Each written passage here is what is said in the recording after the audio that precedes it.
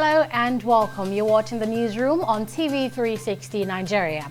President Muhammadu Buhari has indicated that he may retain some ministers as he begins a second term in office. Speaking to newsmen on Monday after signing the 2019 budget, President Buhari said that even though he had asked ministers to submit their records of achievement and expect to leave the cabinet, he was considering whether some would stay during his next 4 years to take Nigeria to the next level. Nigeria's former Minister of State for Health, Mohammed Pat, has received 2 appointments from the World Bank Group and the Public Health Graduate School of Harvard University. Pat was appointed earlier this May by the World Bank Group as the Global Director of Health, Nutrition and Population (HMP) and Director of Global Financing Facility in Washington, D.C. The Nigerian Civil Aviation Authority (NCAA) has shelved its threat to demolish over 7,000 telecommunications masts belonging to some telecommunications providers erected across the country. Sam Adurogoye, General Manager, Public Relations, NCAA, said they decided to withdraw the threat after the affected companies complied with its directive to obtain the statutory aviation height clearance.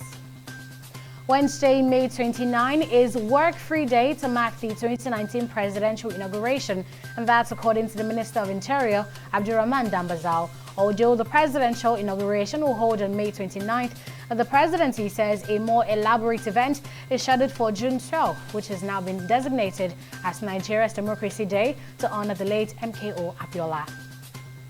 The Federal Inland Revenue Service (FIRS) has budgeted 160 million naira for 850 drivers' uniforms and 825 million naira for refreshment. Reacting to this, the National Assembly Joint Committee raised concerns at the budget defense in Abuja on Monday and has demanded explanation for the proposed 160 million naira meant to sew drivers' uniforms and 825 million for refreshment, including security votes of 250 million naira, among others.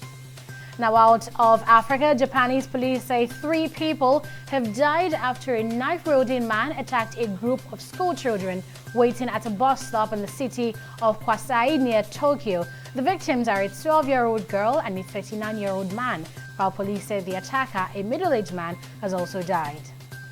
In sport, despite Serie A and La Liga links, Leeds have confirmed Marcelo Bielsa will remain at Elland Road until at least 2020 after agreeing a contract extension with the head coach. Bielsa signed a 2-year deal when he joined the Championship club last summer, but the agreement allowed United to either end or extend his tenure at the end of his first term.